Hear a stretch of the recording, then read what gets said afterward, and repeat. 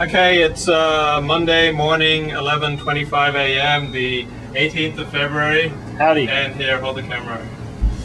And this is Todd Daniel Schechter, and who has a bunch of websites, none of them worth a damn. But if people were to visit one website to understand your essence, which one should they go to, Todd? Well, I would recommend that anyone who's interested should check out the JewishReconnectionProject.com. JewishReconnectionProject.com. And what will they find on there? Well, on there are 6 different short video clips, 3 to 4 minutes long, featuring young Jews, 18 to 25 years old, in New York and in Jerusalem, talking about different aspects of Jewish life, culture, experience, the land of Israel, and the conflict.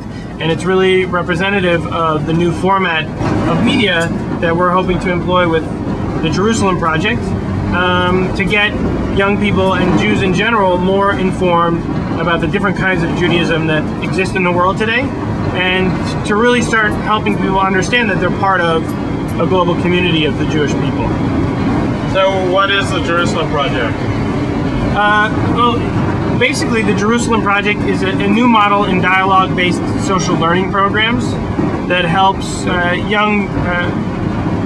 the Jerusalem Project is a new model in social learning programs that helps Jews learn more about themselves and their Judaism by learning about each other. And it's different from a lot of things that exist today in that it uses documentary films, online learning tools, and in-person workshop programs in an integrated way to really help bridge the gaps between not only religious and secular communities at a local level, but also different members of communities in Israel and the U.S. and throughout the diaspora. So what's your role with the Jerusalem Project? Well, I'm the founder and the sole representative of the Jerusalem Project. Some have called me an evangelist, but I guess you can call me whatever you want. Basically, I'm a boot stomper, and I walk around trying to make the vision of what I think has a lot of potential to aid and enhance current Jewish learning programming and try to make it happen. So it's about really helping spread the word about what we're trying to do, about getting in touch with the organizations who will be able to take advantage of this programming, and it's about building the relationships with those organizations and interested philanthropists and organizations who are looking to support innovative work in Jewish education, Jewish learning, and Jewish engagement programming. So how old were you the first time you heard the phrase social entrepreneur? I think social entrepreneur is a term that's been bubbling up in not-for-profit circles and socially conscious circles probably in the last 5 years. I'm not an expert on that, so anybody watching this video can wiki it and tell me I'm wrong. But it's something that I connected with probably about sometime within the last 2 years.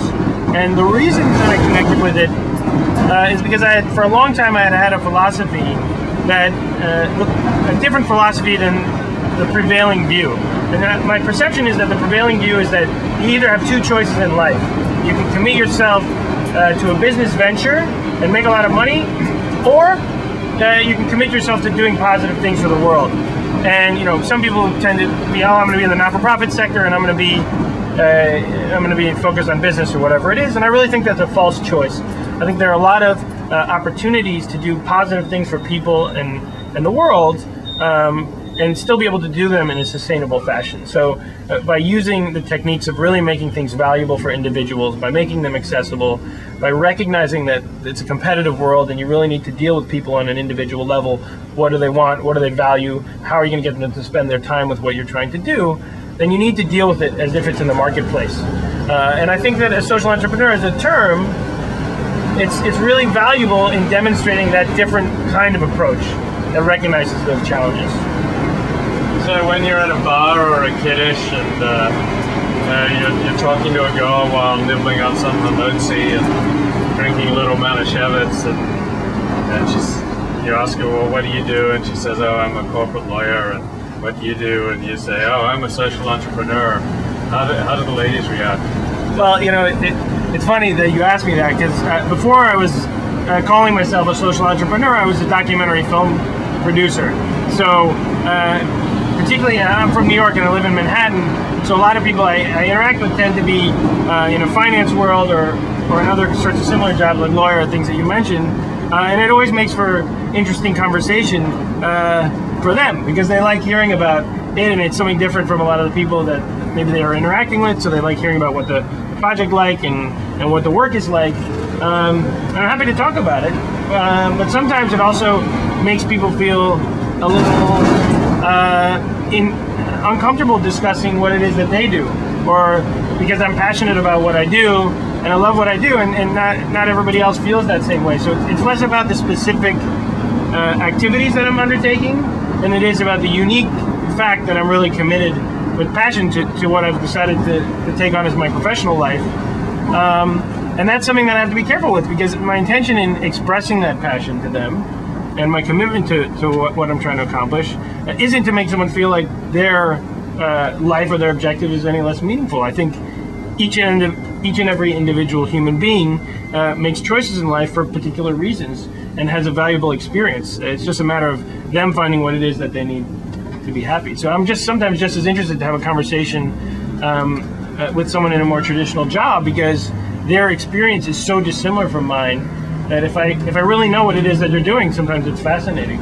But not everyone really believes that.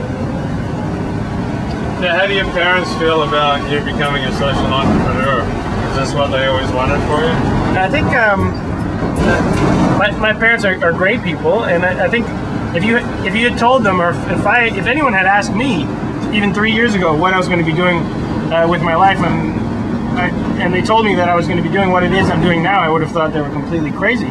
But that's life. That's how life is sometimes. It's funny, and it makes total sense now for me to be where I am. But it's definitely not something I expected, and most likely something not that my parents expected. They have been supportive in my choices, and if any concern comes up, it's mainly because when you're starting a new venture or when you're working in a creative field, trying to get on your feet can be a challenge. And they want me to be happy, they want me to be fulfilled, they want me to be able to have a certain lifestyle for me and my family that I eventually have. But in that context, they understand what it is and why I do it. And it's great to have their support in that way. So which was harder for them, when you came out and said you were gay, or when you came out and said you were a social entrepreneur? I don't really know how to answer an improper question, so I'm gonna let you rephrase. I thought you were going to become the next Dustin Hoffman. So what happened to that dream? I thought you were going to be the next Dustin Hoffman. Well, what do you mean? Wait, you were studying acting, right? Oh, this is true. This is true. He's bringing up nuggets from my past. I haven't talked about it in a while. So I went to the University of Wisconsin, Madison, and there I studied communication arts and theater. And while I was there, I studied and I trained as an actor and as a director. But I never really wanted to be an actor. I think the process of theater and the process of storytelling and getting to know a character is a really interesting thing. But my interest in theater was really more an interest in the power of storytelling, and how storytelling could really be an amazing tool to get people to open their eyes, to see the world in a different way, and to see the people around them in that world in a new light. And I think that that is the same real core value with what it is that I'm doing now. It's about getting people to reconsider their preconceptions about the world around them and about the people in it, and to learn that it's those different people and those different experiences that can really provide opportunities to open your mind to the beauty of the diversity of life, and to really see that as a value instead of as a challenge. So what were you doing at this conference? I mean, were you here to study Torah, or did you have an ulterior motive? Well, I tend to like to multitask. So the conference you're talking about, as everyone might know, is Limud LA. And actually, 2 months ago, I'd never been to Limud, and now this is my third. I was at Limud in the UK, I was at Limud New York, and now Limud LA. And I've been running around to a lot of conferences over the last year, talking about my work, meeting people, learning about other programs and projects, and basically trying to learn as much as possible. I love meeting new people.